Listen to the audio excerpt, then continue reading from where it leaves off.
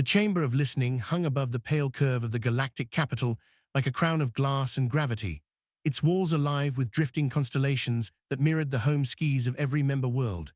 Delegates floated or stood according to custom, their bodies wrapped in ceremonial fields, robes, shells, or engineered skins, all gathered to hear the long-anticipated address from the blue world called Earth, a world once catalogued as promising and volatile.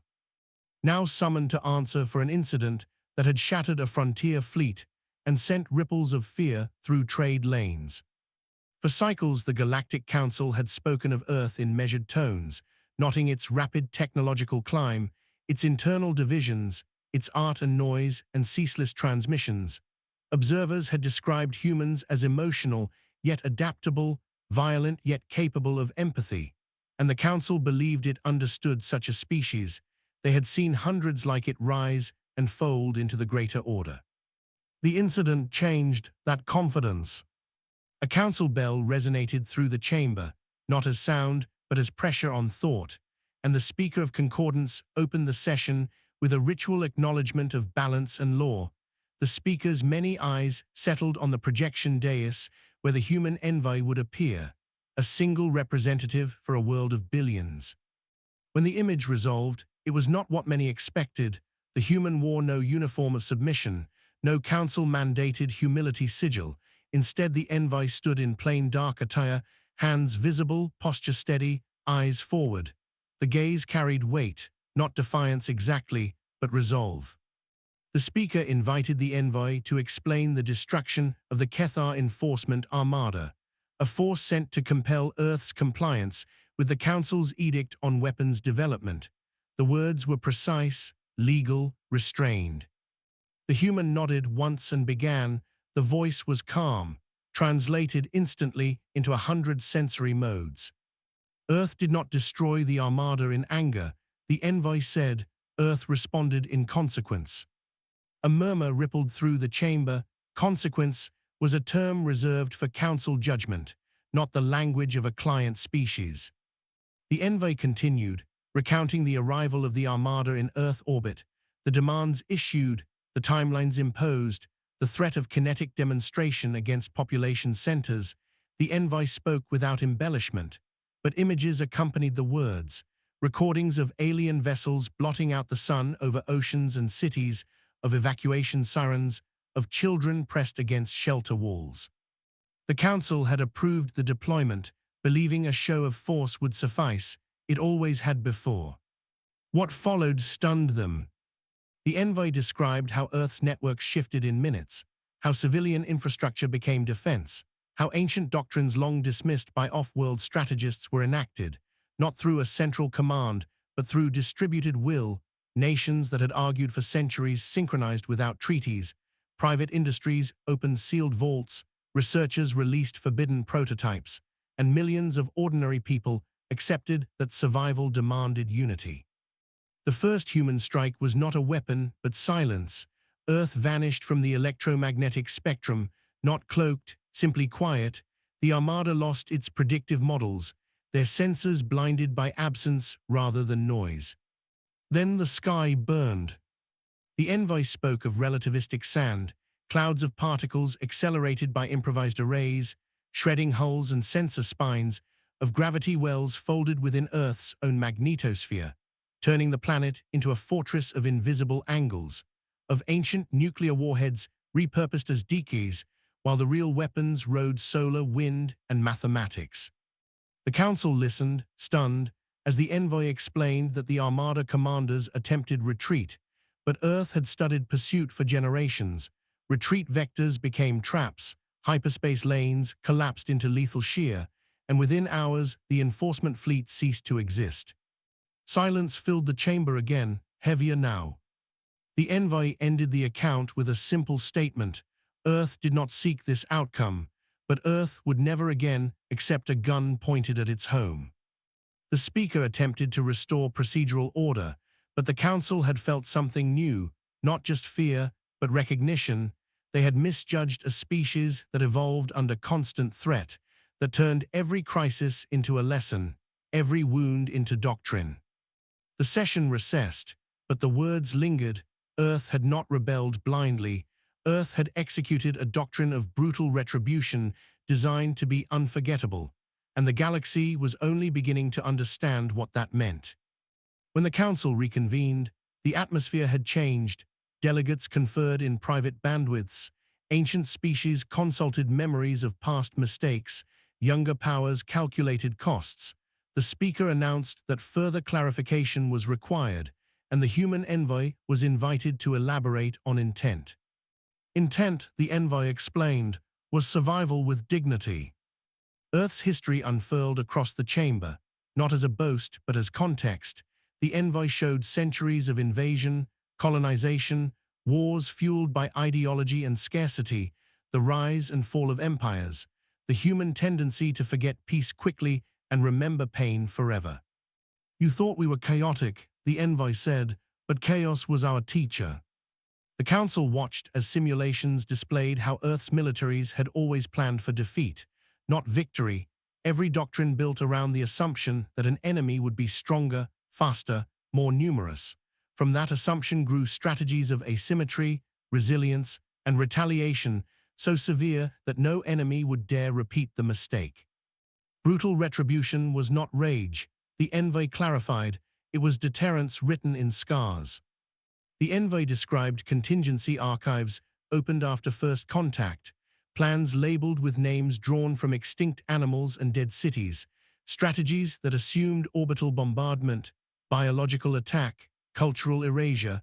None of these plans required Council recognition, only time and provocation. A delegate from a crystalline world asked why Earth did not seek arbitration before unleashing such devastation. The envoy answered without hostility, "Arbitration requires trust. Trust requires a history of restraint. Your armada arrived with weapons charged. Your message was submission or suffering." Another delegate asked if Earth intended to expand its retaliation beyond the destroyed fleet. The envoy shook their head. Earth's doctrine was proportional in scope, infinite in memory. The response ended when the threat ended, but the lesson would remain. The Council began to understand the deeper wound. Earth's fear was not annihilation. It was subjugation, a loss of agency, a future dictated by distant authorities. Humans would rather risk extinction than live on their knees. As debate intensified, new data arrived, reports from border systems, pirate clans disbanding, minor warlords going silent, rumors spreading of what Earth had done. Fear traveled faster than ships.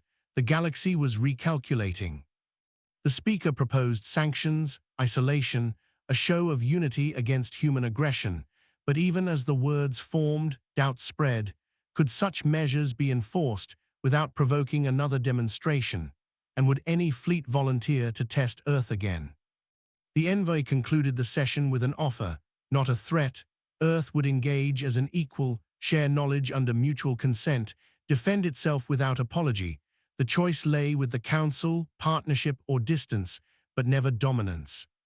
The chamber dimmed, delegates withdrew, and for the first time in millennia, the Galactic Council faced a species it could not easily coerce. A species that had turned the Council's own logic back upon it with terrifying efficiency.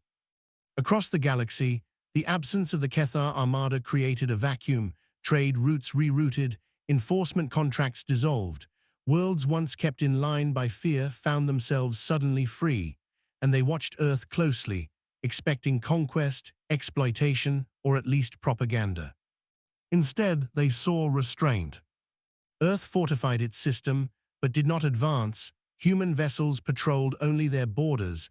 Their communications were blunt and transparent. Any ship approaching in peace was welcomed. Any ship approaching with weapons active was warned once, then tracked with unnerving precision.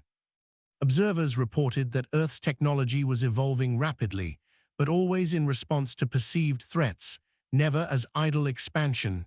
Human scientists published papers openly, revealing principles but withholding applications, enough to show capability without surrendering advantage.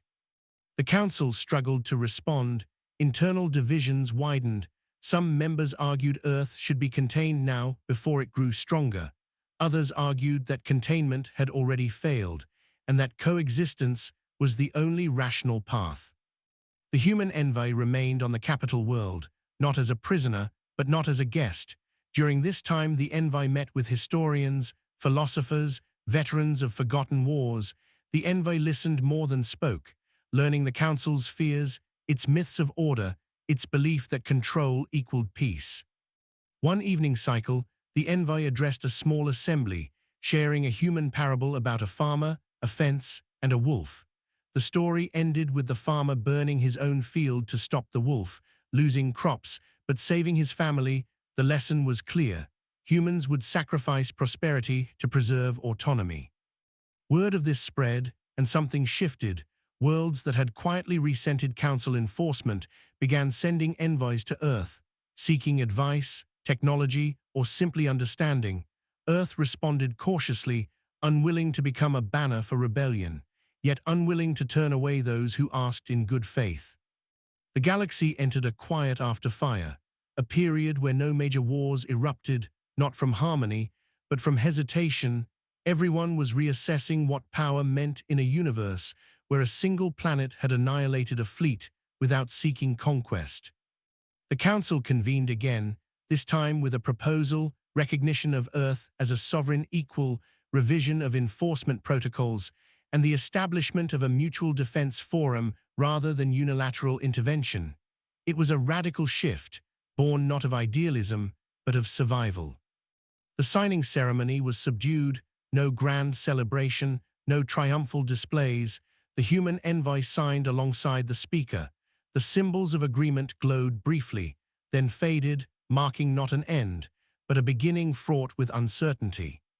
Equality carried weight. Earth now had a voice in galactic matters, and with it responsibility. Human delegates joined committees on security, ethics, exploration. Their perspectives often clashed with older civilizations. Humans questioned assumptions others took for granted, such as the right to preemptive force, the morality of cultural interference, the cost of enforced peace. At times, discussions grew heated, but humans did not threaten. They referenced history, data, and the memory of what happened when fear met coercion. Their presence changed the tone of debate, making violence a less abstract option. Meanwhile, Earth continued to prepare, underground and orbital. Humans never stopped planning for the worst.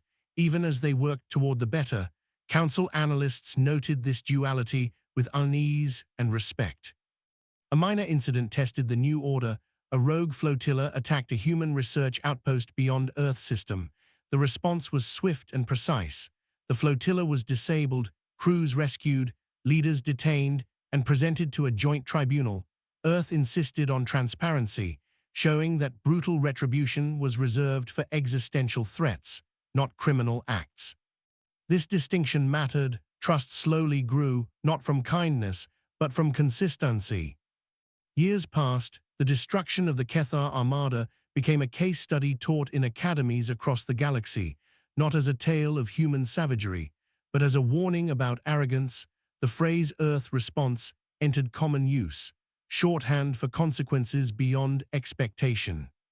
The Galactic Council evolved, less centralized, more cautious.